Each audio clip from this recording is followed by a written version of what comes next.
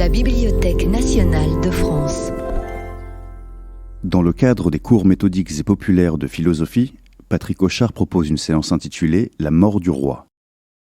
Alors, en ce qui me concerne, je me garderai de me prononcer sur l'avenir.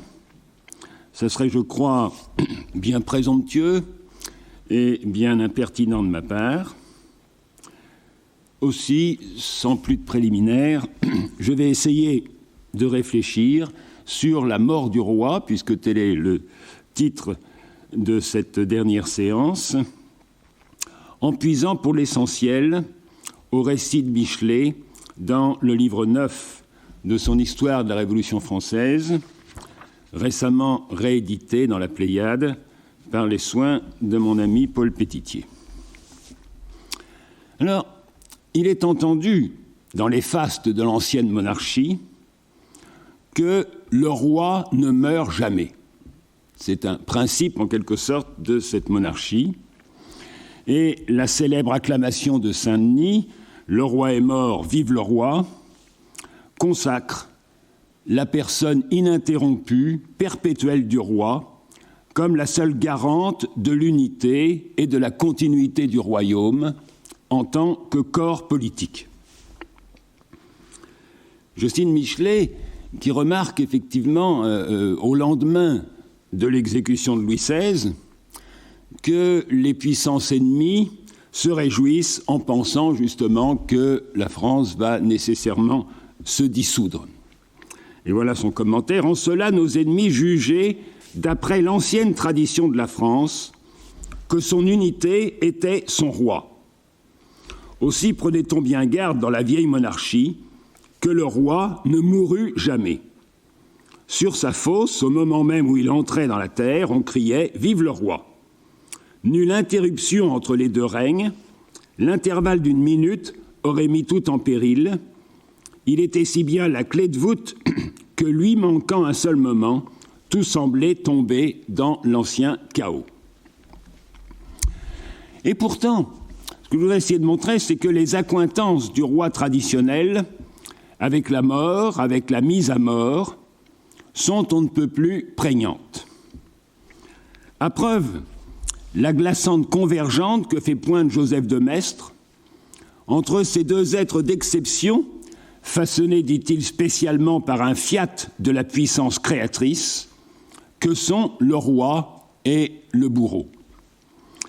Le bourreau est évidemment un objet d'horreur, dit-il, dès qu'il s'installe quelque part, tout le monde s'en va, etc., etc. Et voilà son commentaire. Et cependant, toute grandeur, toute puissance, toute subordination repose sur l'exécuteur. Il est l'horreur et le lien de l'association humaine. Ôté du monde cet agent incompréhensible, dans l'instant même, l'ordre fait place au chaos, les trônes s'abîment et la société disparaît. Dieu, qui est l'auteur de la souveraineté, l'est donc aussi du châtiment. Il a jeté notre terre sur ces deux pôles. Ces deux pôles, par conséquent, donc, que sont le roi et le bourreau, deux pôles évidemment solidaires, puisque c'est au nom du roi que le bourreau remplit son office, et que le roi n'est rien s'il ne peut condamner à mort et mandater l'exécuteur. D'ailleurs, c'est ce que dit également Michelet d'une certaine façon. La souveraineté se constate par la juridiction. Toute seigneurie ancienne s'était toujours inaugurée en faisant acte de justice, posant son prétoire, plantant son billet, son gibet plutôt. D'ailleurs, on sait que le nouveau souverain, que la nouvelle seigneurie, eh bien, inventera même un nouveau gibet, la guillotine, qui sera justement comme l'emblème de la Révolution pour presque 2 siècles. Alors, en guise d'entrée en matière, soit juste à évoquer 2 tableaux saisissants à cet égard, empruntés au célèbre Rameau d'or de James George Fraser.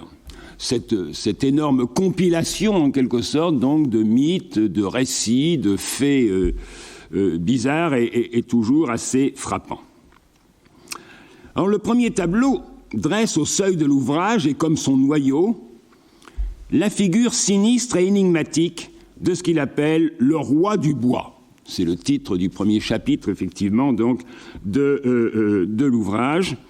Et Pierre Michon en a donné une version suggestive, située comme de juste dans le même lieu, à Némy, aux environs de Rome. Donc c'est la figure du roi prêtre de Diane à Némy, pour qui il était de règle qu'il fût le meurtrier de son prédécesseur, et donc voué à périr à son tour sous les coups de son successeur, après que celui-ci aura coupé un rameau d'un certain arbre, d'où évidemment donc le rameau d'or. Alors je cite assez longuement Frazer. « Dans le bosquet sacré se dressait un certain arbre auprès duquel, à toute heure du jour, voire aux heures avancées de la nuit, un être au lugubre visage restait embusqué. À la main, il tenait un glaive dégainé. De ses yeux inquisiteurs, il paraissait chercher sans répit un ennemi ardent à l'attaquer. Ce personnage tragique était à la fois prêtre et meurtrier, et celui qu'il guettait sans relâche devait tôt ou tard le mettre à mort afin d'exercer la prêtrise à sa place. Telle était la loi du sanctuaire. Quiconque briguait le sacerdoce de Némy ne pouvait occuper les fonctions qu'après avoir tué son prédécesseur de sa main. Le meurtre perpétré, il restait en possession de sa charge, jusqu'à l'heure où un autre, plus rusé et plus vigoureux que lui, le mettait à mort à son tour. À la jouissance de cette tenure précaire s'attachait le titre de roi, mais jamais tête couronnée n'a dû dormir d'un sommeil aussi fiévreux, hanté de rêves aussi sanguinaires, car d'un bout de l'année à l'autre, hiver, été, sous la pluie ou par le soleil, il avait à monter sa garde solitaire. Donc c'est ainsi que commence justement cet énorme cycle du rameau d'or, et dans son premier livre, Le roi magicien dans la société primitive. Et Frazer, évidemment, glosse de manière somptueuse la notation laconique de Strabon, qui est à peu près sa seule véritable source. Il porte donc sans cesse un glaive en guettant tout autour les attaques, prêt à se défendre.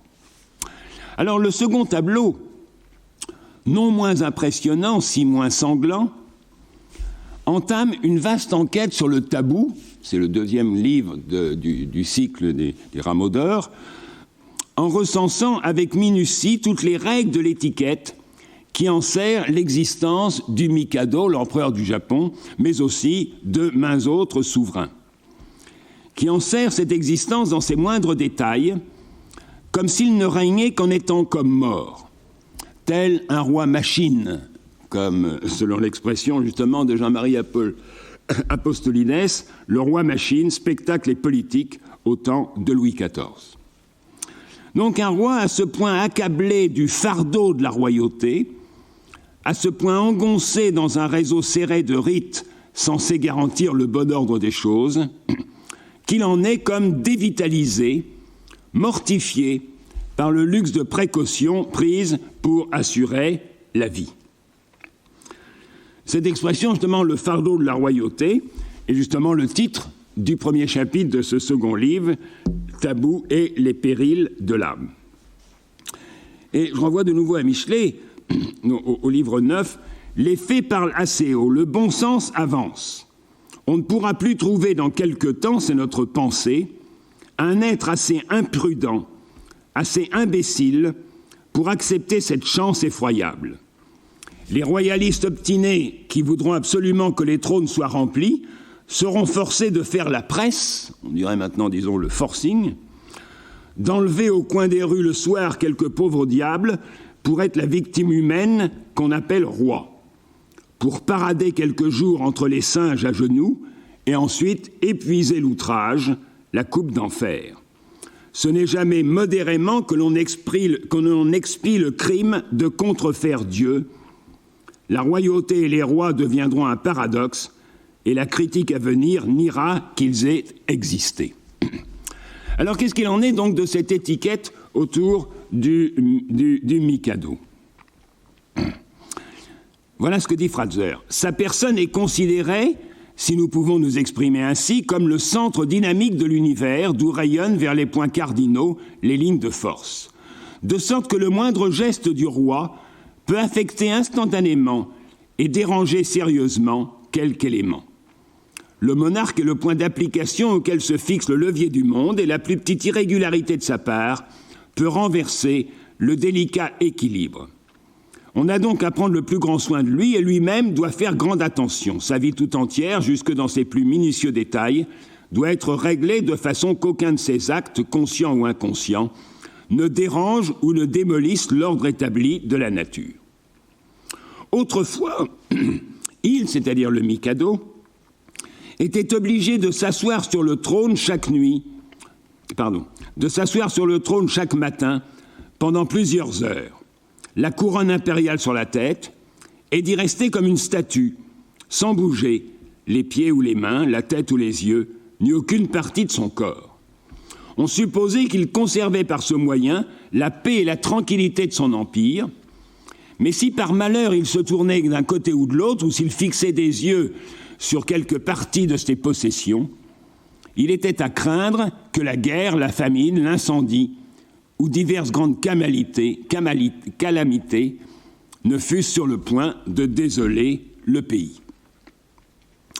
Alors, sans trop s'arrêter aux explications dont Fratzer a sorti l'extraordinaire inventaire de faits ou de mythes qu'il rassemble, le décor est ainsi planté, je dirais, c'est celui du Rex archaïque, dont nous dit Benveniste, il est plus religieux que politique, et le roi qui trace la ligne, regere fines, la voie à suivre, qui incarne en même temps ce qui est droit. Eh bien, ceci dit, il est loisible d'en venir à la question politique ouverte par la mort du roi. Alors, n'en déplaise à feu Madame Thatcher, qui, venue en France pour participer à la célébration du bicentenaire de la Révolution, nous remontera perfidement que tout cela était bien beau, mais que les Anglais n'avaient pas attendu 1793 pour couper la tête d'un de leurs rois.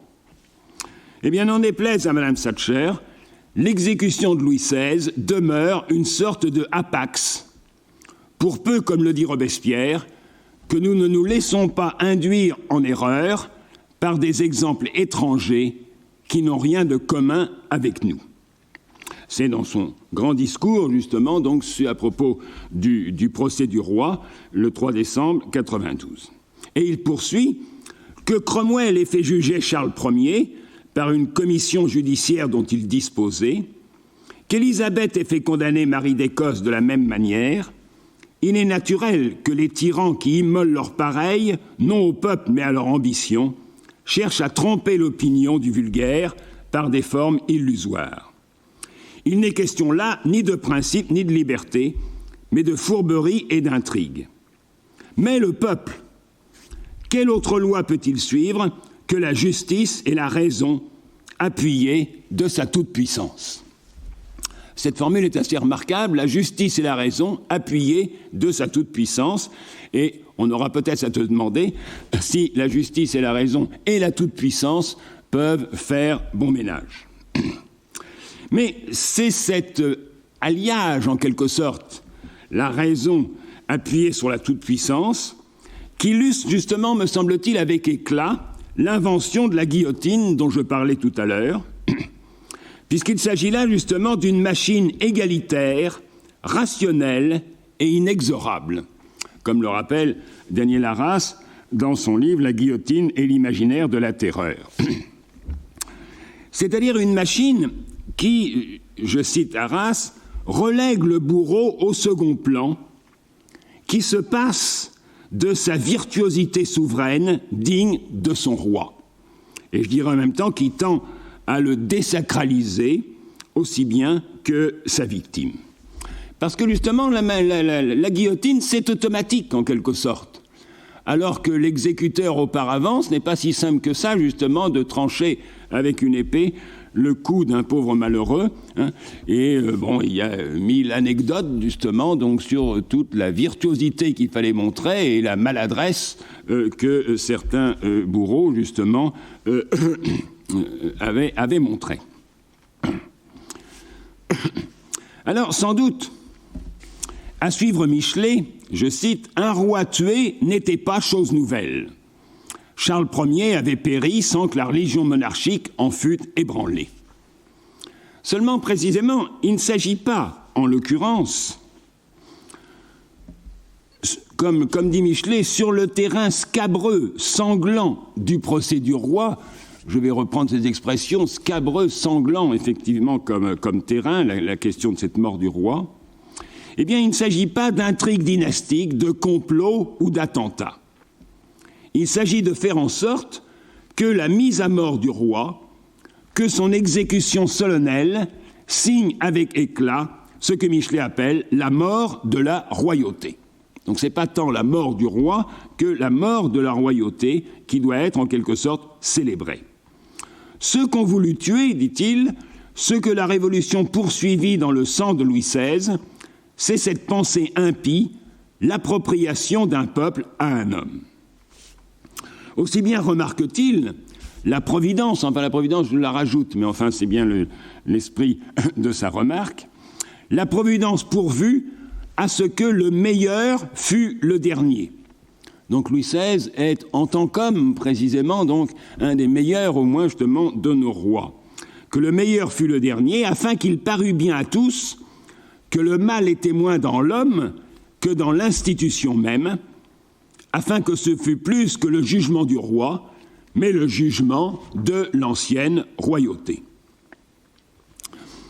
Et ailleurs, il nous dit, il s'agit justement de mettre en lumière ce ridicule mystère dont l'humanité barbare a fait si longtemps une religion, le mystère de l'incarnation monarchique, la bizarre fiction qui suppose la sagesse d'un grand peuple concentrée dans un imbécile. Gouvernement de l'unité, dit-on, comme si cette pauvre tête n'était pas ordinairement le jouet de 1000 influences contraires qui cela disputent. Donc il s'agit de faire du procès du roi le procès de la royauté, de l'exécution du roi en quelque sorte l'abolition de la royauté en tant que telle, afin que la Révolution a pris son nom intime, mystérieux, nous dit Michelet, qui est le jugement des rois. Je cite de nouveau, « Le procès une fois lancé, une chose était désirable pour la France, pour le genre humain, c'était qu'on lui donnât toute sa grandeur, qu'il n'amena pas seulement la condamnation d'un individu, si facile à remplacer, mais la condamnation éternelle de l'institution monarchique. » Ou encore un peu plus loin, il fallait faire du procès du roi, celui de la royauté, le procès général des rois. Aussi, il n'est pas simplement question de se débarrasser du roi ou de l'escamoter sans trace, selon la formule assez ironique de Freud dans L'homme Moïse et la religion monothéiste. Il en va de la déformation d'un texte comme d'un meurtre. Le difficile n'est pas d'exécuter l'acte, mais d'en éliminer les traces. Mais là, précisément, il ne s'agit pas d'éliminer les traces, il s'agit au contraire donc de le juger et de l'exécuter avec toute la solennité requise pour statuer en quelque sorte solennellement la fin de la royauté. Je cite Robespierre dans son grand discours sur le procès du roi, le 3 décembre 92.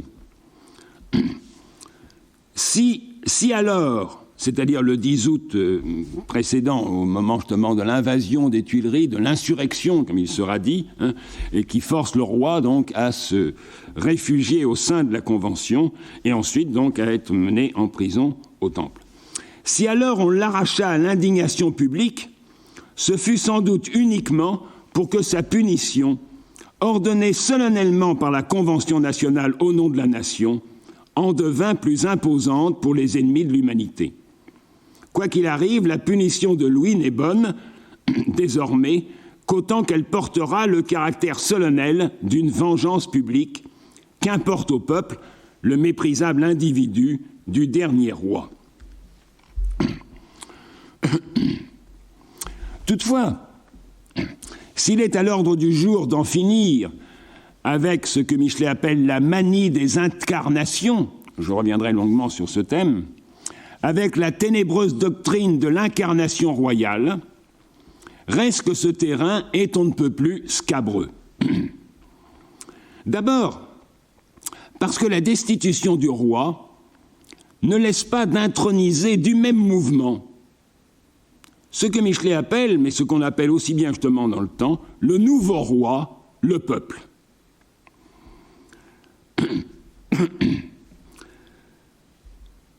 À propos, par exemple, donc, de Lepelletier de Saint-Fargeau, celui qui a été assassiné, en quelque sorte, à la veille de la mort de Louis XVI, parce qu'il avait voté, justement, donc, la mort, et dont les funérailles solennelles, évidemment, donc, seront célébrées quelques jours après. Alors, voilà ce qu'il en dit. « À la prise de la Bastille, la royauté passant au peuple, il y passa aussi, servit le nouveau roi comme il avait servi l'autre. » Et aussi bien d'ailleurs Michelet qualifie-t-il sa propre démarche ainsi: « Nous suivions la voie royale, entre parenthèses, ce mot pour nous veut dire populaire. Né peuple, nous allions au peuple. » C'est dans la préface du livre 3 de l'histoire de la Révolution française. Donc se trouve intronisé le nouveau roi, le peuple, et encore justement ce qu'on peut appeler le vrai roi. La question capitale, c'était qu'il fût jugé, que le roi rendit compte au vrai roi qui est le peuple, que celui-ci, ressaisissant la souveraineté, l'établit pour ce qui en est le caractère éminent, la juridiction. Qu'est-ce que la juridiction? La lieutenance de Dieu sur la terre. C'est là qu'on connaît les rois. Et donc c'est là justement que va se faire connaître le peuple, en jugeant le roi, en exerçant justement donc cette juridiction. Et aussi bien Michelet continue en disant: « Ce procès conduit ainsi, avait la double utilité de replacer la royauté où elle est vraiment, dans le peuple, de constater le droit de celui-ci, d'en commencer pour lui l'exercice par toute la terre. » Donc le peuple est reconnu justement comme le vrai roi, et on fait valoir, je cite encore, qu'il n'y avait de roi que le peuple. Donc c'est une abolition de la royauté un peu particulière, puisque cette royauté justement est en quelque sorte conservée, mais transférée en quelque sorte au peuple. Ou encore, on a beau se défaire du roi en le qualifiant de tyran, c'est pour se trouver du même coup à la merci, je cite, d'un bien autre tyran, le plus terrible, le caprice populaire, ému parfois au hasard d'un faux bruit ou d'une délation. Ou encore, comme nous dit évidemment Joseph de Maistre dans les études sur la souveraineté, mais de tous les monarques, le plus dur, le plus despotique, le plus intolérable, c'est le monarque peuple. Au point d'ailleurs que, pour établir le tribunal révolutionnaire, nous dit Michelet, il y avait peu de frais à faire, un mot à changer, effacer le mot roi et mettre convention.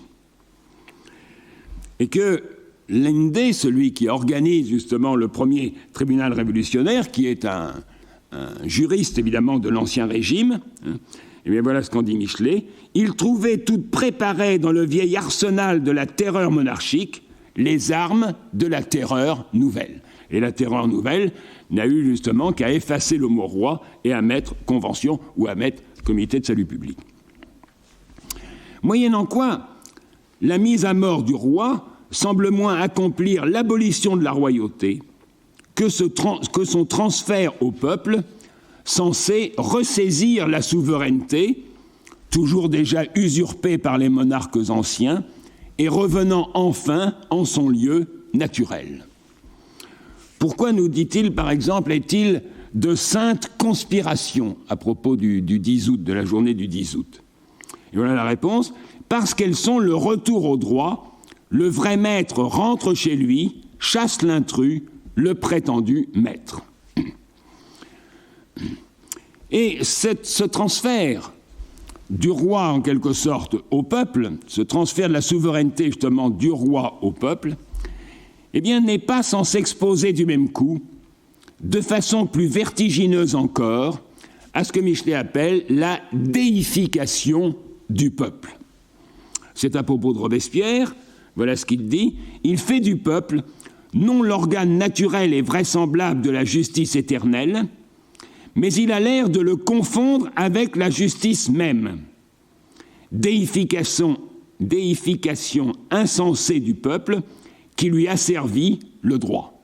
Donc le droit devient justement la volonté du peuple, le seul droit ou la seule sagesse, la seule raison, hein, c'est cette volonté justement donc du peuple. Le roi se trouve asservi au peuple. Et de la même façon, d'ailleurs, à propos des Girondins, voilà ce que dit Michelet, il croyait très sincèrement à la supériorité du jugement populaire, on va venir tout à l'heure justement pourquoi, et pensait conformément aux leçons des philosophes leurs maîtres, que la sagesse du peuple, c'est la sagesse absolue. Commentaire de Michelet, oui, dans l'ensemble des siècles, la voix du peuple au total, c'est la voix de Dieu sans doute, mais pour un temps, pour un lieu, pour une affaire particulière, qui oserait soutenir que le peuple est infaillible. Donc pourquoi déification du peuple ? Parce que ce n'est plus seulement en quelque sorte le lieutenant de Dieu sur terre, mais désormais il est affranchi de toute tutelle. Et on nous dit justement donc qu'il se trouve doté du privilège absurde de la toute-puissance. Donc affranchi évidemment de toute tutelle, celui, nous dit-il, qui est constitué en Dieu contre Dieu, comme si par conséquent on dénonçait l'usurpation royale qu'en redoublant le crime de contrefaire Dieu, en dotant justement donc le peuple de ce privilège absurde de la toute-puissance. C'est l'expression évidemment de Michelet, privilège absurde de la toute-puissance, et où on peut mettre justement en écho, en quelque sorte, ce qu'il dit en parlant de cette thèse dangereuse du droit illimité du peuple, et à propos de Louis XVI, l'opinion qu'il avait de son droit illimité. Et le texte de Robespierre que j'ai déjà cité tout à l'heure, mais le peuple, quelle autre loi peut-il suivre que la justice et la raison appuyées de sa toute-puissance ? Donc une toute-puissance qui est encore plus absolue en quelque sorte qu'en toute monarchie absolue, puisqu'elle n'a strictement cette fois aucune limite ni aucun rapport à quelque ordre que ce soit. Au reste, et même si Michelet le déplore, force lui est de reconnaître que le procès du roi ne fut pas tellement mené au nom de la justice et du droit, comme d'une certaine façon, si vous voulez, il aurait dû l'être, ou comme c'était justement donc le vœu populaire. Je cite Michelet même un petit peu longuement, mais ce qui est certain, c'est que le premier mot que la France voulait sauver, le premier mot, le dernier, c'était celui de justice. Justice absolue et droit absolu impliquant l'humanité, c'était toute la loi nouvelle, rien de plus et rien de moins. Justice profondément aveugle en ce qui est de l'intérêt, justice sourde à la politique, justice ignorante, divinement ignorante des raisons de l'homme d'État. Alors évidemment, ce n'est pas cette justice parfaitement pure, justement, donc, qui se trouvera appliquée. Ou encore, la grande masse de la nation, nous ne parlons pas des quelques centaines d'hommes qui hurlaient dans les tribunes, la nation, disions-nous, avait un besoin moral que ni l'un ni l'autre parti ne sut satisfaire, le besoin de croire que Louis XVI n'était point immolé à l'intérêt. Il fallait donner au cœur agité du peuple ce ferme oreiller, ce solide appui, le droit pour le droit. Ne pas permettre qu'il eût un moment l'inquiétude et le remords de croire que ses trop zélés tuteurs avaient tué un homme pour lui. Aussi bien d'ailleurs, Michelet commence le livre consacré au procès du roi par cette affirmation sans embâge, Louis XVI était coupable. Mais, non sans se hâter de préciser, le procès était impossible en 93, on n'avait nulle pièce décisive contre le roi.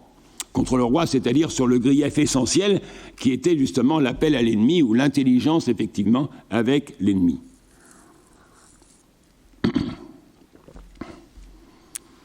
Alors, ce que je disais donc, c'est que le procès ne fut moins mené justement au nom de la justice et du droit, comme il aurait dû l'être en quelque sorte sous le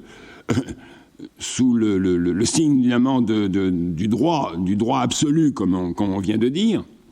Mais évidemment, il a été mené sous le signe de l'intérêt des partis, pour autant qu'on puisse parler de partis justement donc à cette époque.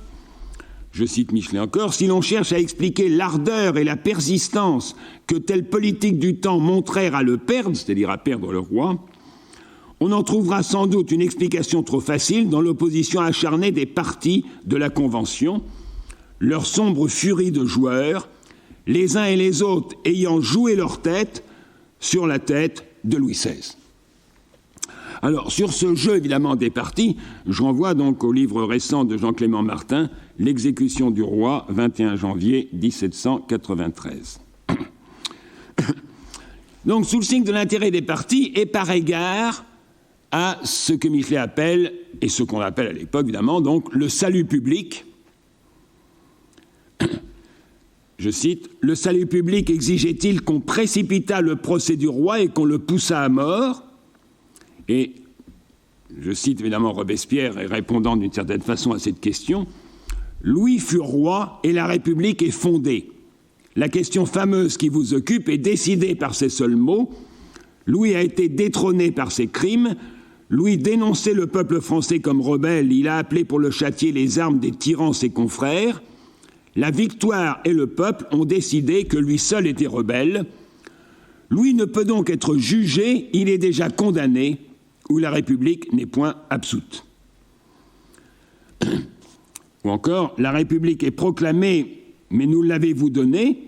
La République et Louis vit encore, et vous placez encore la personne du roi entre nous et la liberté. » Et enfin, « Je prononce à regret cette fatale vérité, mais Louis doit mourir parce qu'il faut que la patrie vive. » Donc c'est bien justement donc, au nom du salut public, comme s'il s'agissait d'un sacrifice humain scellant une fondation.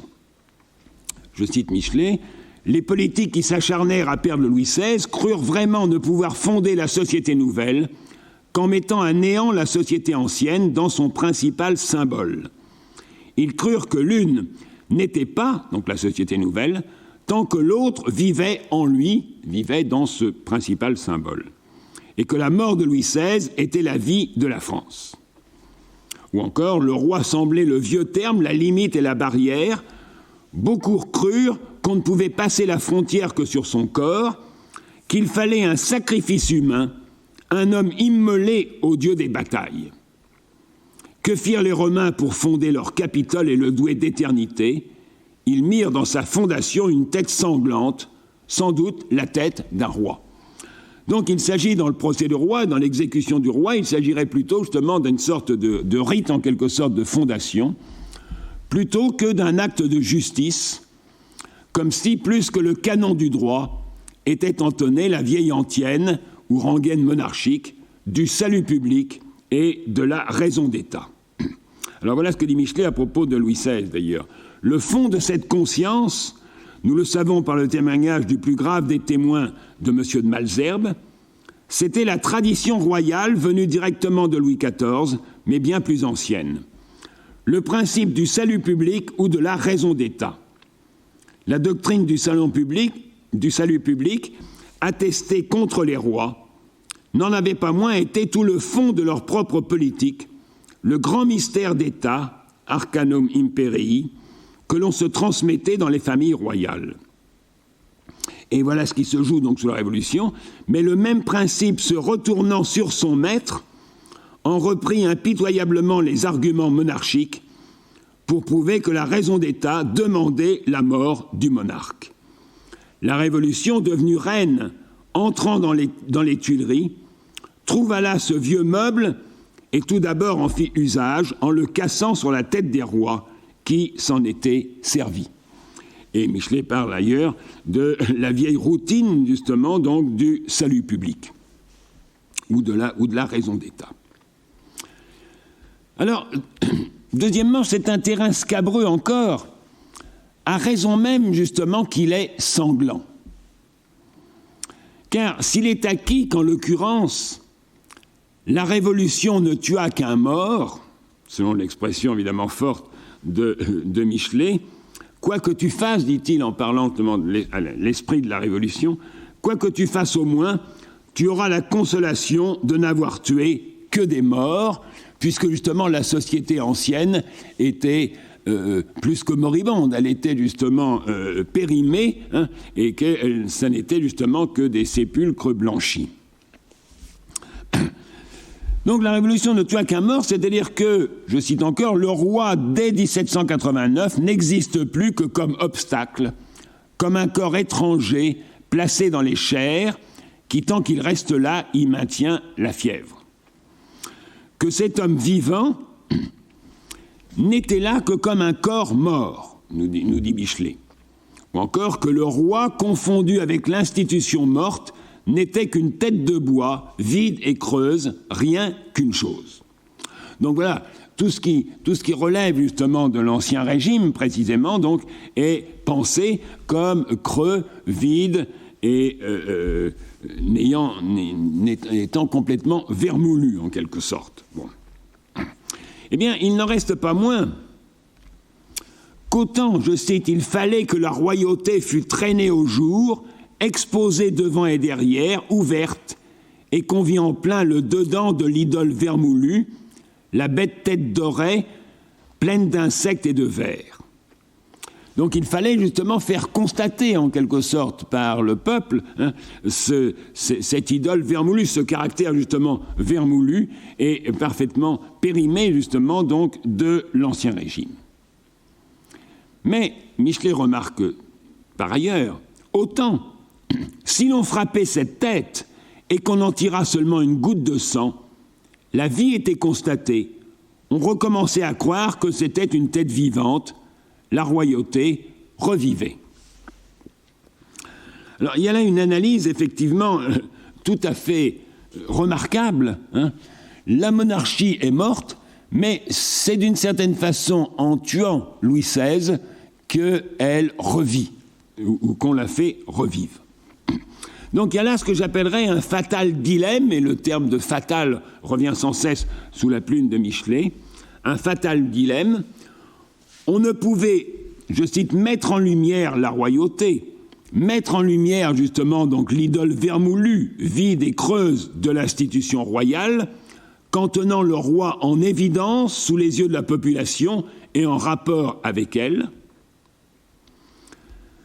Mais on ne pouvait exposer ainsi le roi et répandre publiquement son sang qu'en faisant revivre la royauté.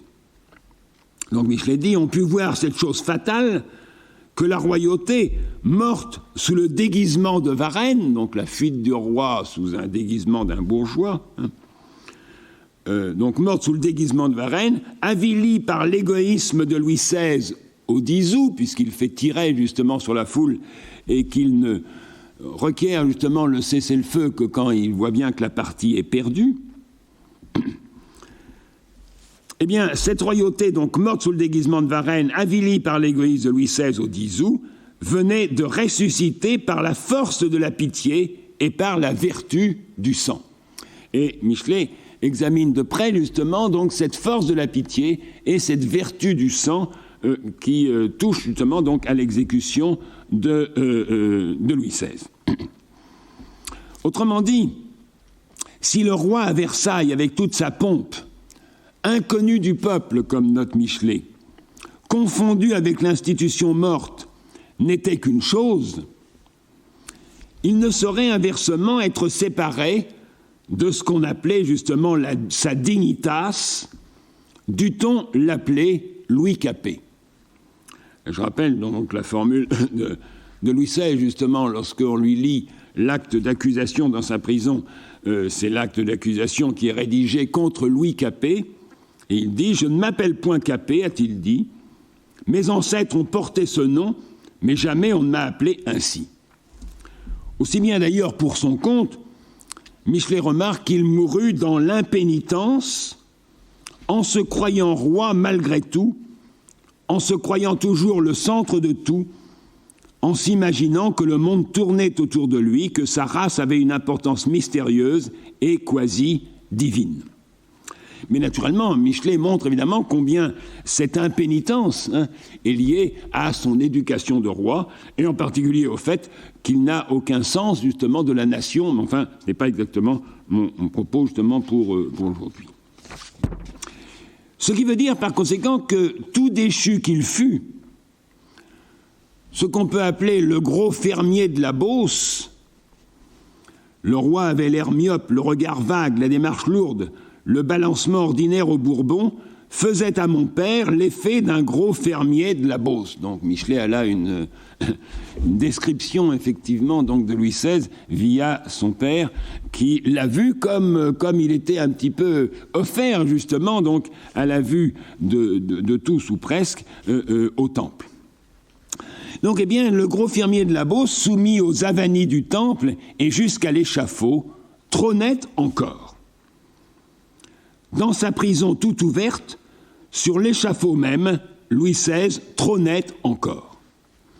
Bien plus, je dirais que sa vie dévoilée aux yeux du peuple, fût-ce pour mourir, réanima la royauté, ressuscita l'institution morte. Voilà ce que dit Michelet. Déchu et méprisé, le roi restait à terre, à moins que la Révolution elle-même le relevât par l'échafaud. Ou encore Louis XVI, en périssant, rendit force à cette religion, la religion monarchique. Alors c'est, nous dit Michelet, exactement ce que disait la Gironde. Le roi a été tué, il a été tué politiquement en quelque sorte le 10 août, vous le ressuscitez en voulant le tuer encore. Commentaire de Michelet, et la chose en effet arriva ainsi, le roi tué au 10 août, revécu par le procès, et le 21 janvier consomma sa résurrection dans l'âme et le cœur de l'Europe.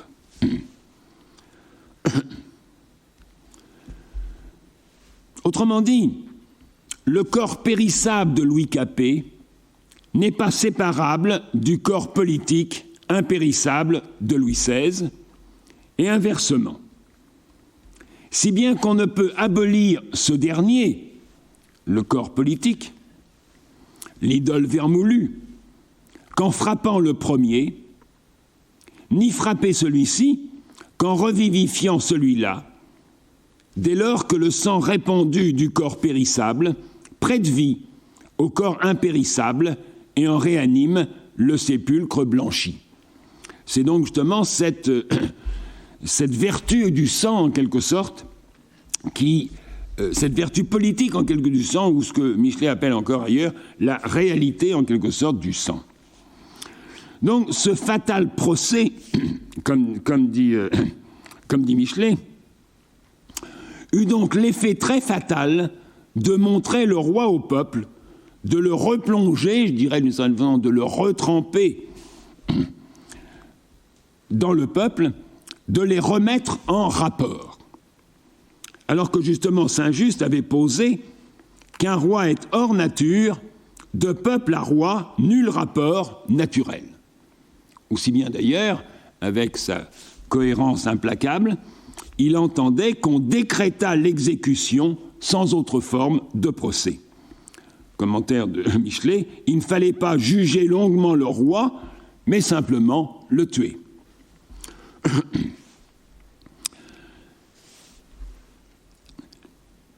Alors donc ce fatal procès eut l'effet donc de remettre en quelque sorte la royauté en selle, en venant à bout évidemment du monarque, de remettre la royauté en selle, au lieu justement donc de le faire disparaître, le roi, de manière expéditive, ou de l'escamoter dans quelques oubliettes sans autre forme de procès, selon l'usage des tyrans.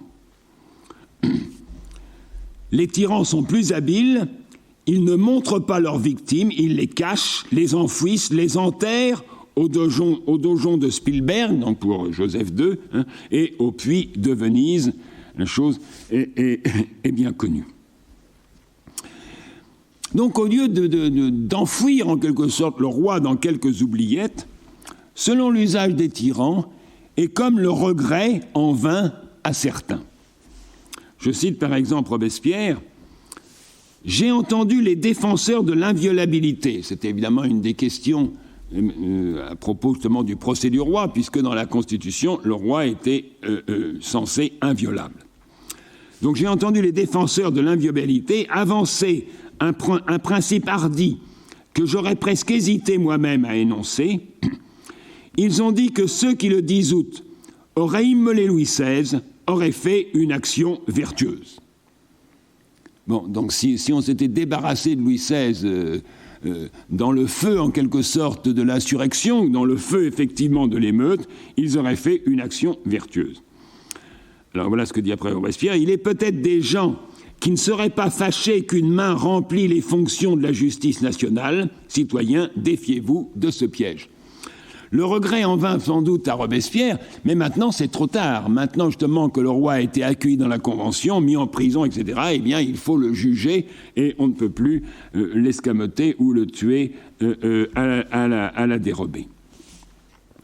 Alors, sans doute, Michelet attribue-t-il d'abord cette résurrection malencontreuse à ce qu'il appelle la force de la pitié. J'ai cité évidemment le texte tout à l'heure, et un petit peu partout, je cite par exemple, le danger, c'était la pitié publique. Cette force de la pitié qui est inconsidérément, je dirais, suscitée par ce que Michelet appelle l'ineptie avec laquelle cette affaire fut conduite maladroitement, brutalement, par le gouvernement de la foule et du hasard. L'ineptie de ceux qui tinrent constamment Louis XVI en évidence sous les yeux de la population et en rapport avec elle. Mais ce ressort, qui au reste n'est rien moins que méprisable, quand même se porte-t-il maladivement à la furie. Je cite seulement parce que c'est une chose qui est assez remarquable. Chez les hommes de 93 et non de 94, une maladie éclata, la furie de la pitié. Et Michelet remonte combien cette pitié furieuse, si j'ose dire, eh bien, conduit justement à un certain aveuglement politique. On peut reconnaître là, d'ailleurs, donc les prodromes de l'analyse de Hannah Arendt sur la Révolution française, montraient justement comme tout entière habitée justement donc et poussée par la convention, par la compassion plutôt. Excusez-moi. En tout cas, pour Michelet, la dérision de Saint-Just à cet égard dénote la barbarie. Voilà ce que dit Michelet. Le jour où la pitié devient ainsi moquerie, dans la bouche de Saint-Just pour la pitié qu'excite justement le sort de Louis XVI, commence un âge barbare. Ou encore le mot de Fabre d'Églantine, rien de grand sans la pitié. Eh bien, ce ressort justement de la pitié, qui peut être porté à la furie, mais qui en soi justement n'est rien moins que méprisable, eh bien, il vaut pour tout semblable. Je cite, « Donnez-moi un prisonnier le moins intéressant des hommes, fût-il très coupable et de ces crimes qui éteignent la pitié, avec le régime que la Commune établit au Temple, je vais vous faire pleurer tous. » Donc, c'est plus l'inertie, justement, l'ineptie, en quelque sorte, des gardiens, qui excite, évidemment, donc, dans la population, chez les spectateurs, cette pitié à l'égard de Louis XVI. Et cette pitié, elle ne fait que reconnaître à Louis Capet forme humaine et non pas monstrueuse, puisqu'aussi bien, justement, la monstruosité concernait, selon la formule de l'abbé Grégoire, uniquement le seul corps politique du roi. Voilà cette formule. Le roi est dans l'ordre moral ce qu'au physique est le monstre. Mais le monstre, évidemment, c'est le roi dans sa dimension politique. Et là, justement, c'est le gros fermier de la Beauce qui est exposé, en quelque sorte, au public et qui, de ce point de vue-là, donc, excite la pitié. Mais évidemment, dans le cas du roi, ce n'est pas le seul ressort. Dans le cas du roi s'y ajoute ce que Michelet appelle la vertu du sang ou la réalité du sang, bien propre à fomenter la légende et à fonder le culte d'un roi martyr. C'est-à-dire à nourrir ce que Michelet appelle la passion de Louis XVI. Je cite assez longuement, qu'on juge des effets terribles de la légende du Temple chez les populations préparées ainsi. Les rois dans l'Écriture sont appelés mais Christ, et le Christ est appelé roi. Il n'y avait pas un incident de la captivité du roi qui ne fût saisi, traduit au point de vue de la passion. La passion de Louis XVI allait devenir une sorte de poème traditionnel qui passerait de bouche en bouche, entre femmes, entre paysans, le poème de la France barbare. Ou encore un peu plus loin, un résultat très funeste s'accomplit sur l'échafaud par la mort de ce faux martyr, le mariage de deux mensonges. La vieille Église déchue et la vieille royauté abandonnée dès longtemps de l'Esprit de Dieu finirent là leur longue lutte, s'accordèrent, se réconcilièrent dans la passion d'un roi. Elle partait ombre vaine au royaume du néant, et la réalité du sang leur rend un corps, une vie. Donc cette réalité justement du sang de Louis XVI qui rend un corps à la monarchie, dans le temps même, justement, donc, où le roi est immolé.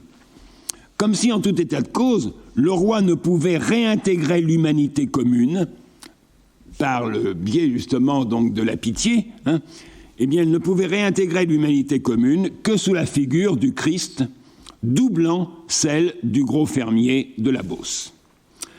Et cette doublure pour la figure du Christ, c'est évidemment ce qui, au premier chef, ou plutôt le premier chef sous lequel Kantorowicz envisage la royauté dans son fameux livre, justement, donc Les deux corps du roi, c'est-à-dire la royauté fondée sur le Christ, rapportant donc les deux corps du roi à la double nature du Christ. Ainsi est-il malaisé de mettre à mort le roi sans qu'il ne renaisse à l'instant de ses cendres, tel le phénix, emblème traditionnel de la continuité dynastique, cet animal fabuleux, unique en son genre, au sens strict du terme, qui tous les 500 ans ou plus mettait le feu à son nid et renaissait de ses cendres, oiseau donc dont l'espèce ne comptait jamais qu'un individu à la fois, lequel se trouvait donc être tout ensemble, mortel comme individu et immortel comme espèce. Je cite justement le commentaire de Kantorowicz à cet égard.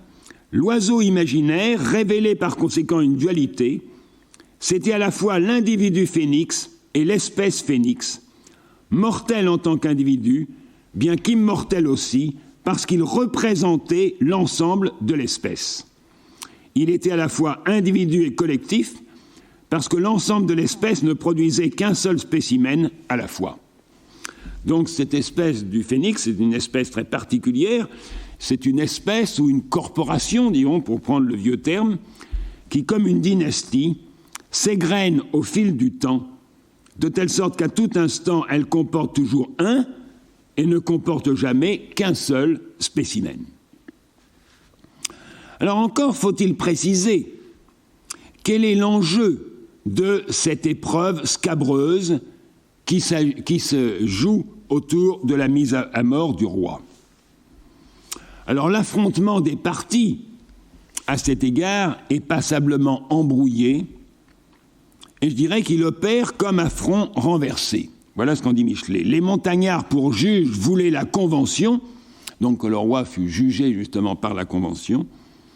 Les Girondins, la nation. La plupart du moins de ceux-ci voulaient que le jugement de la Convention fût ratifié par les assemblées primaires, qui élisaient justement les députés, etc., etc., donc par la nation dans son ensemble. Ainsi, les rôles étaient intervertis. La Gironde, taxée d'aristocratisme, se fiait au peuple même, puisqu'elle s'en rapportait justement aux assemblées primaires, ou du moins à la ratification des assemblées primaires. La montagne le parti essentiellement populaire semblait se défier du peuple. Autrement dit, ceux qui sont portés, la montagne et les Robespierristes pour dire les choses vite, à déifier le peuple, font valoir en l'occurrence le droit de la minorité, sans trop se faire scrupule d'avoir une volonté qui pourrait s'écarter de la volonté générale, dont ils ne laissent pas de souligner l'autorité souveraine. Je cite Robespierre, « Avons-nous le droit d'avoir une volonté contraire à la volonté générale et une sagesse différente de la raison universelle ?» Là aussi, d'ailleurs, il y a un jeu sur le caractère universel de la raison et la volonté générale, mais je laisse les choses. Au risque donc, pour perdre le roi, d'attester le principe même de la royauté. Alors c'est là l'analyse justement que fait Michelet. La montagne soutint ouvertement le droit de la minorité. Elle prétendit sauver le peuple sans respect pour sa souveraineté. Puisque donc il est supposé justement que la volonté générale du peuple, si on descend jusqu'aux assemblées primaires, eh bien serait au contraire donc d'épargner le roi. Sincère, patriote, héroïque, elle entrait néanmoins ainsi dans une voie dangereuse. Si la majorité n'était rien, si le meilleur doit prévaloir, quelque peu nombreux qu'il soit, ce meilleur peut être minime en nombre, 10 hommes comme les 10 de Venise, un seul même, un pape, un roi. La montagne ne frappait le roi qu'en attestant le principe que la royauté atteste, le principe de l'autorité, le principe qui eût rétabli le roi. Elle en déduisait l'échafaud, on pouvait en déduire le trône. Donc, tandis que les autres, donc la Gironde, au risque d'enflammer la guerre civile, incline à épargner le roi. Je cite, un principe, lui, c'est-à-dire à la Gironde, fit renverser la royauté, le même principe lui fit épargner le roi. C'est ce principe justement donc de la souveraineté populaire. Donc ils inclinent à épargner le roi en arguant le dogme national de la souveraineté du peuple, et ils n'entendent pas, nous dit Michelet, commencer leur carrière républicaine en violant le dogme qu'ils avaient proclamé la veille, en se faisant souverain contre la volonté du peuple. Donc en jugeant à la Convention, évidemment, le roi contre la volonté du peuple, qui serait justement donc de l'épargner. En jugeant et en condamnant à mort, je veux dire, le roi contre la volonté du peuple, qui serait de l'épargner. Alors, le nerf sous-jacent, me semble-t-il, à ce débat et à son embrouillamini, a foncièrement trait à la question enfouie de la représentation. Alors sans doute est-il acquis que le peuple doit juger le roi et qu'il n'y a pas d'autre juge. Encore, je souligne au passage, que fut émise, nous dit Michelet, l'étrange proposition qu'on déclara ne pas juger Louis XVI, mais prononcer sur son sort par mesure de sûreté générale, et que la Convention balança sur ce point dans une notable hésitation. Mais d'une certaine façon, cette notable hésitation, c'est est-ce que l'on va juger en droit ou est-ce qu'on va juger sous le signe justement du salut public ou de la raison d'État, c'est-à-dire ici justement donc comme mesure de sûreté générale. Donc, il est accepté donc il est acquis en quelque sorte que le peuple doit juger le roi et qu'il n'y a pas d'autre juge. Attendu, dit-on, qu'entre le peuple qui est tout et le roi qui se crut tout, il ne saurait être de tiers ni d'arbitre, à moins, dit-on ironiquement, d'en appeler aux planètes et de faire juger Louis XVI par des martiens. Force étant donc que les mêmes soient juges et partis, et que le roi, au demeurant, ait déjà été jugé par l'insurrection. Je cite la véhémente précision de Robespierre à ce propos. Le procès du tyran, c'est l'insurrection. Son jugement, c'est la chute de sa puissance. Sa peine, celle qu'exige la liberté du peuple. Les peuples ne jugent pas comme les cours judiciaires, Ils ne rendent point de sentence, ils lancent la foudre. Ils ne condamnent pas les rois, ils les replongent dans le néant, et cette justice vaut bien celle des tribunaux. Comme si, en quelque sorte, l'insurrection manifestait justement donc le peuple en acte dans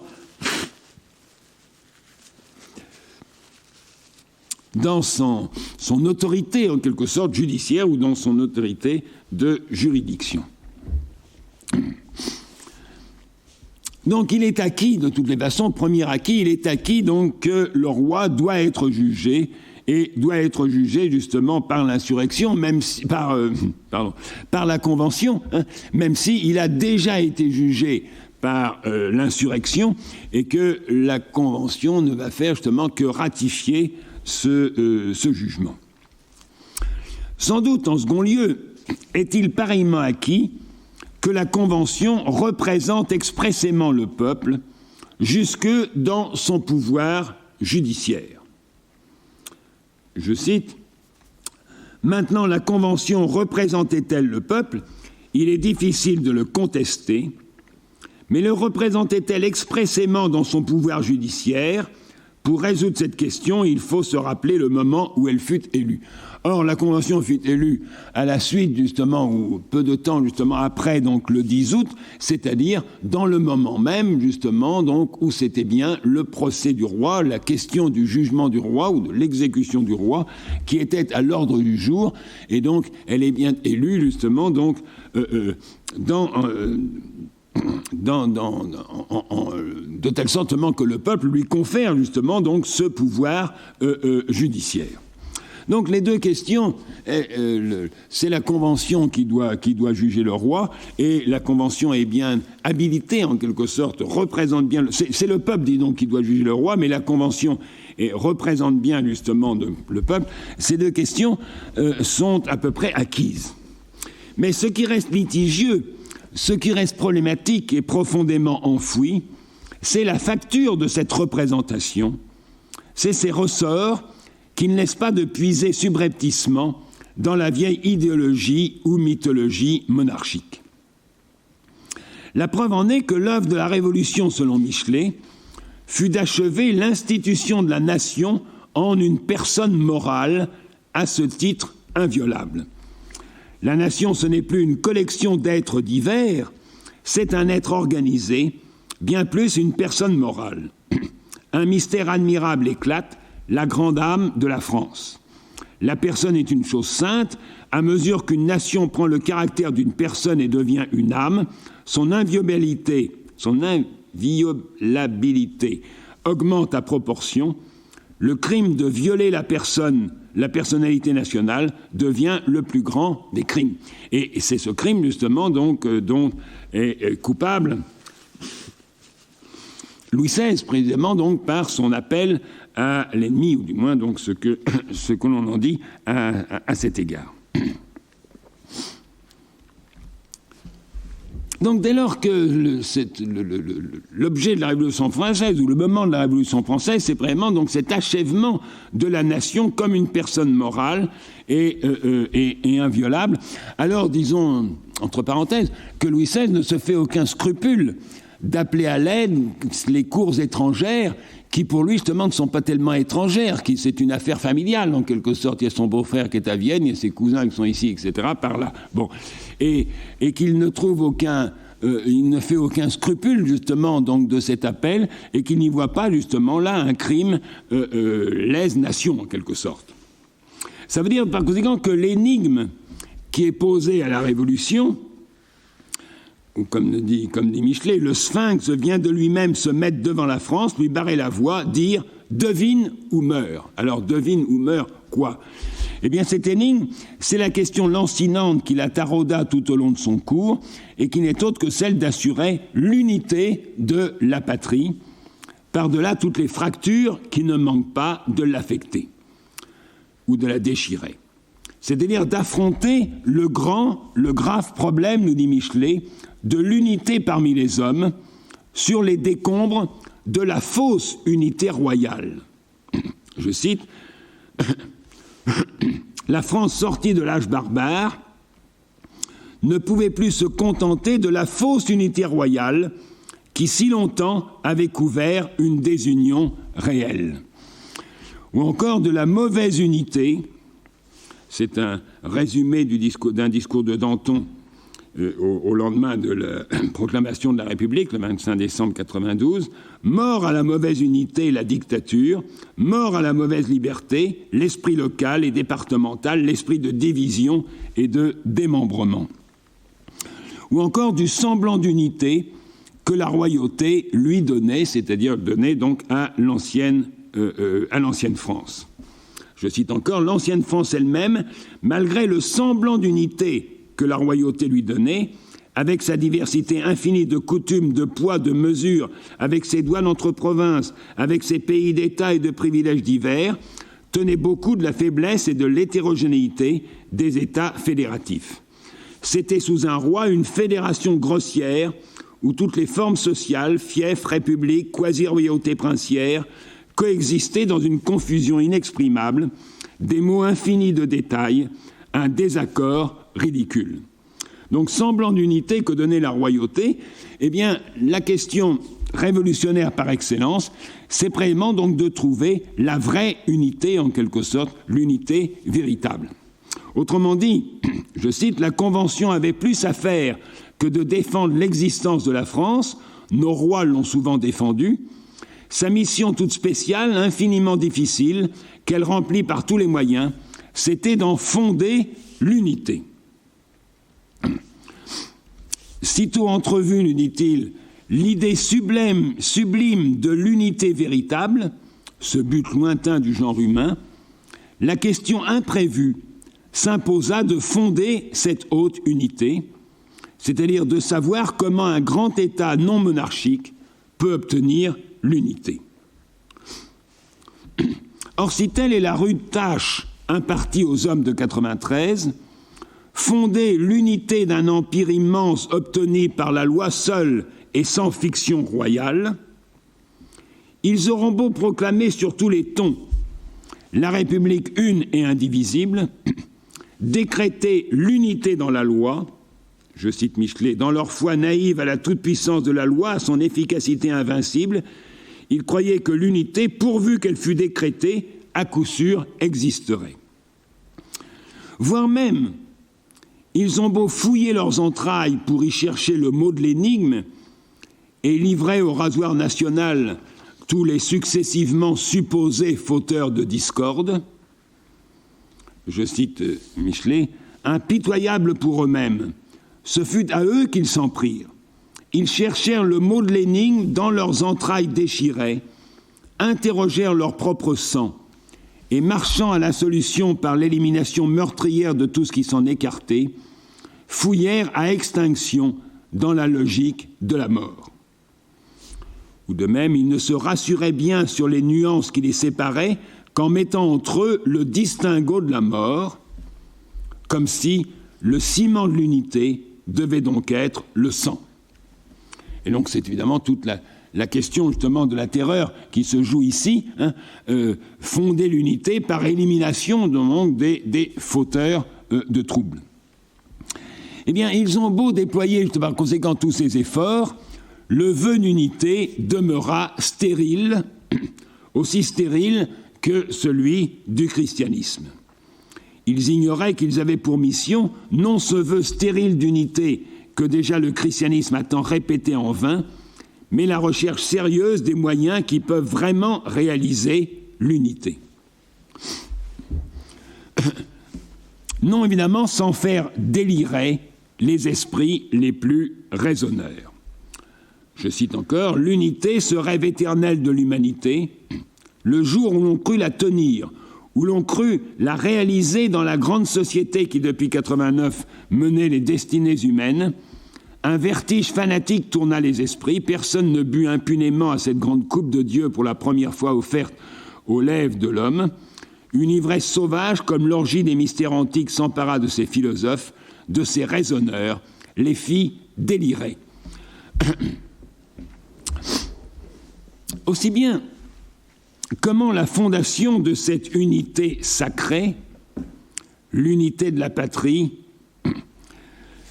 Je cite encore, « Quiconque osa en parole, en pensée, en songe même, rappeler l'une ou l'autre de ces deux formes de discorde, royalisme et fédéralisme, lui parut un sacrilège, un ennemi de l'humanité, un meurtrier de la patrie. » Ou encore, « L'unité de la patrie fut pour eux la seule vie réelle près de laquelle nulle vie d'homme ne devait compter. Ébranler ce dogme de près ou de loin, ce fut à leurs yeux assassiner la patrie elle-même et mériter 3 fois la mort. » Alors comment donc la fondation de cette unité sacrée est-elle seulement envisagée? Eh bien, c'est sous l'axiome apparemment organiciste ou corporatif qui en postule l'exigence. Je cite donc, « L'unité de la patrie, l'indivisibilité de la République, c'est le mot saint et sacré de 93.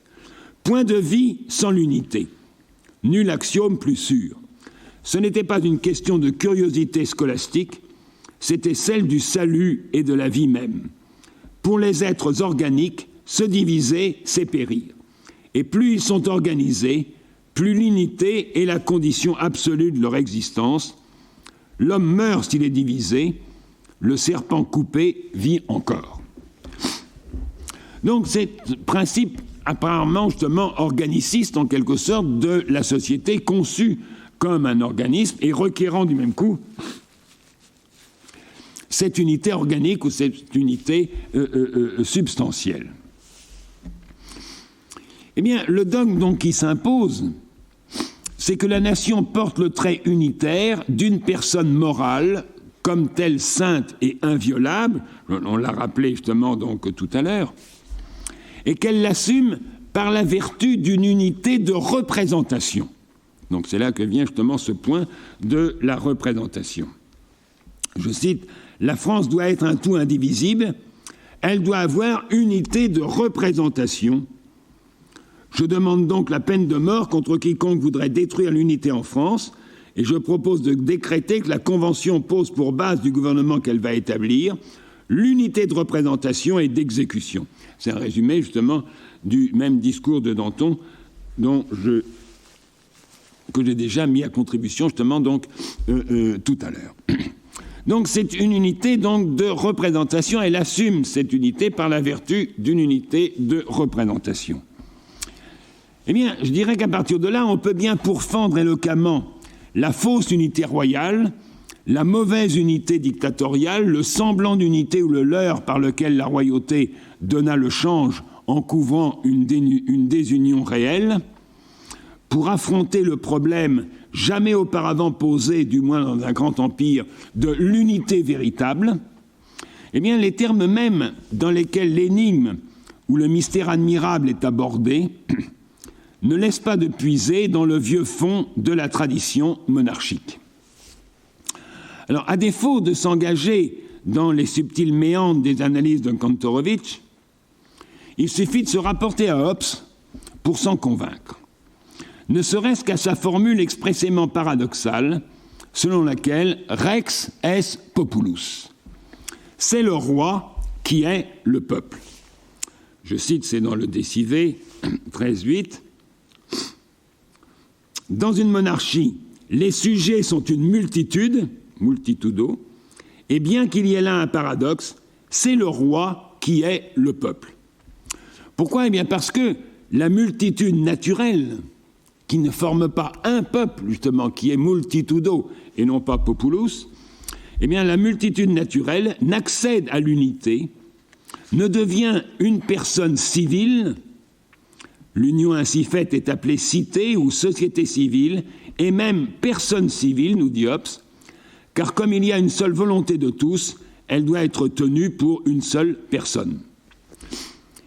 Eh bien cette multitude donc ne devient une personne civile, n'acquiert cette unité justement de la personne civile qu'autant qu'elle est représentée, attendue, et c'est le principe justement de la représentation, que c'est l'unité du représentant et non l'unité du représenté qui rend une la personne. Alors c'est le grand chapitre 16 justement du Léviathan à cet égard sur la représentation, je cite seulement ce passage. « Une multitude d'hommes est faite une seule personne quand ils sont représentés par un seul homme ou une seule personne, de telle sorte que cela se fasse avec le consentement de chaque individu de cette multitude en particulier. Bon, c'est le principe du contrat selon Hobbes. Car c'est l'unité du représentant et non l'unité du représenté qui fait la personne. Et c'est le représentant qui assume la personne, et il n'en assume qu'une seule, et on ne saurait concevoir autrement l'unité dans une multitude. Ce qui veut dire justement donc que cette personne, la personne civile ou la personne de la nation, la personne justement donc du peuple, eh bien n'existe à titre d'auteur que dans l'après-coup de sa représentation, instituant un acteur souverain et de la sorte autorisé. À ce compte, la représentation politique n'est pas une copie qui suppose la précédence de l'original et qui requerrait justement que la représentation soit semblable ou soit la plus proche possible justement donc de l'original. Ce qui est se tromper sur le ressort même de la représentation, puisque cela supposerait justement que l'original soit déjà doué d'une unité. Mais l'original du peuple, c'est la multitude. Et le peuple n'est doué justement d'unité que par le biais justement de la représentation.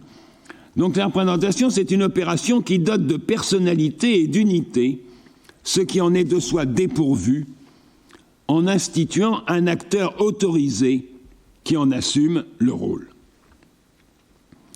Et donc en ce sens, la Révolution justement donc n'innove pas dans cette question de la représentation qui depuis toujours, en quelque sorte, est au cœur de la doctrine monarchique ou de la mythologie monarchique, pour parler comme Michelet.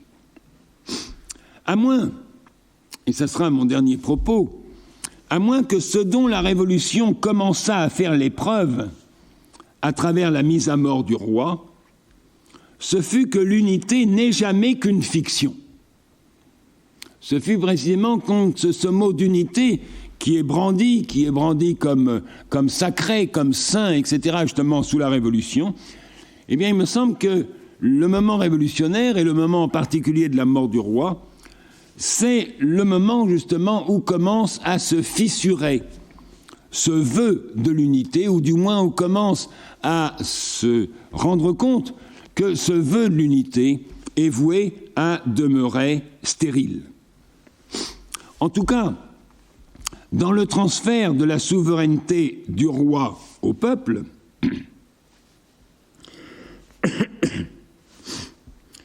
vous avez consacré la souveraineté du vrai souverain, le peuple. Il faut le débarrasser de son rival, le faux souverain, le roi. Donc, dans le transfert de la souveraineté du roi au peuple, s'il peut sembler, c'est ce que j'ai essayé de développer tout à l'heure, qu'il y avait peu de frais à faire, effacer le mot roi et mettre convention à la place, pour ériger en quelque sorte une royauté sans roi, eh bien, ce qui toutefois se défait, ce qui se dissipe irrémédiablement, ce ne sont rien de moins que le dogme ou le mystère de l'incarnation royale et la dévotion érotique qui lui est afférente. Je renvoie à Michelet, c'est un trait singulier de la France. Ce peuple n'a compris longtemps la politique que comme dévouement et amour. Amour robuste, obstiné, aveugle, qui fait un mérite à son Dieu, c'est-à-dire à son roi en l'occurrence, de toutes ses imperfections. Ce qu'il voit d'humain, loin de s'en choquer, il l'en remercie. Il croit qu'il sera plus près de lui, moins dur, plus sensible. Il sait gré à Henri IV d'aimer Gabriel. Ou encore un peu plus loin, la seule question obscure était celle de la royauté, question non de pure forme, comme on l'a tant répété, mais de fond, de religion. Nul peuple n'a tant aimé ses rois. Ou plus exactement, le rapport justement au roi, c'était bien une question d'incarnation, et à cet égard, donc, une question de dévotion érotique, comme j'ai essayé de l'indiquer.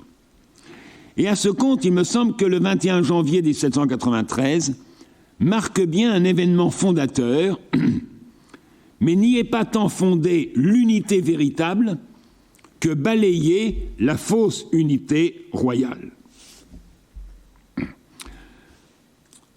je cite Michelet encore, « Dès 1300, je vois le grand poète Gibelin, c'est-à-dire Dante, qui contre le pape affermit et élève au niveau du soleil la colosse de César. L'unité, c'est le salut. Un monarque, un seul pour toute la terre.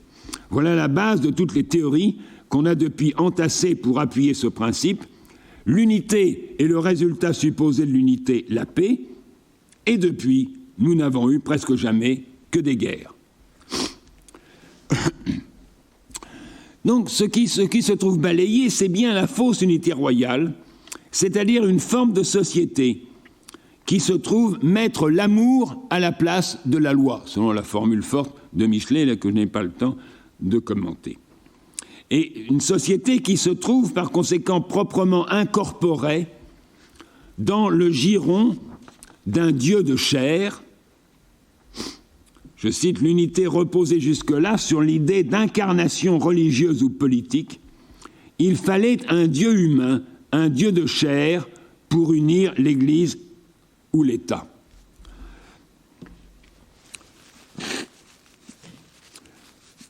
J'en vois par exemple, pour l'illustrer d'une manière un peu plaisante, à la pièce d'Ionesco, justement, Le roi se meurt, où le monarque incarne si bien le royaume que celui-ci se désagrège littéralement à mesure que le roi meurt. Je cite par exemple ce passage où on vient dire au roi, qui commence à être assez branlant, « On ne peut plus repêcher les ministres. Le ruisseau dans lequel ils sont tombés a coulé dans l'abîme avec les berges et les saules qui le bordaient. » Et ainsi, littéralement, en quelque sorte, le royaume se défait à mesure, justement, donc, que le roi se meurt. Donc, c'est cette croyance, justement, dans l'incarnation, c'est cette manie des incarnations, et qui est ce Dieu de chair, qui est supposé propre à garantir conjointement, justement, dans sa personne, les instances du pouvoir, donc c'est le fameux « l'État, c'est moi », l'instance de la loi, le peuple considéré comme loi vivante, nous dit-on, et du savoir, c'est cette sagesse d'un grand peuple concentrée plutôt donc dans un imbécile, selon la formule que j'ai citée tout à l'heure. Alors, par le biais donc de cette fiction royale, de cette ténébreuse doctrine de l'incarnation royale, ou encore de cette idolâtrie, deux religions, dit Michelet, se posent en face, l'idolâtrie dévote et royaliste, l'idéalité républicaine. Eh bien, la société d'Ancien Régime prend corps, c'est-à-dire prend forme proprement de corps politique, comme tel unitaire et doté d'une unité substantielle, ainsi que d'une identité continue. Donc, ôter le corps du roi et sa gémellité de nature, eh bien, la société se découvre irréductiblement plurielle. Et je pense que c'est cette découverte essentielle, même si elle est recouverte sous le vœu de l'unité, c'est cette découverte qui fait justement, donc que fait proprement la Révolution française. Je cite Claude Lefort, « Or, observons-le aussitôt, une société qui n'est plus susceptible d'être incarnée ne peut donner l'image d'une unité organique, elle se reconnaît irréductiblement plurielle. Et comme telle, légitimement vouée au conflit, à la division. Donc on a beau appeler à l'unité du peuple, celui-ci ne prend pas corps, c'est encore une formule de Lefort, dès lors que ne joue plus un pouvoir non seulement incarné, non seulement incorporé dans la personne du roi, mais encore surtout incarnateur, selon l'expression de Lefort, c'est-à-dire donnant corps à la société ou lui faisant faire corps, censé qu'il est précisément l'incarné. Alors la preuve en est que le moment même qui désormais consacre la souveraineté du peuple et l'expression de sa volonté par le suffrage, eh bien, ne va pas justement s'en mimer dans l'isoloir la dissolution du social. Le citoyen, je cite, donc, se voyant extrait de toutes les déterminations concrètes pour être converti en unité de compte, le nombre se substitue à la substance. C'est une expression donc de Lefort. Mais je renvoie simplement donc à Rousseau dans le contrat social. Si quand le peuple suffisamment informé délibère, alors qu'est-ce que c'est que le peuple qui délibère? Eh bien, c'est les citoyens n'avaient aucune communication entre eux. Du grand nombre de petites différences résulterait toujours la volonté générale et la délibération serait toujours bonne. Il importe donc, pour avoir bien l'énoncé de la volonté générale, qu'il n'y ait pas de société particulière dans l'État et que chaque citoyen n'opine que d'après lui. Donc c'est cet isoloir, justement, que chaque citoyen n'opine qu'isolé, justement, donc, par rapport aux autres. Et en ce sens, donc, si le nombre se substitue à la substance, eh bien l'abstrait se substitue au charnel.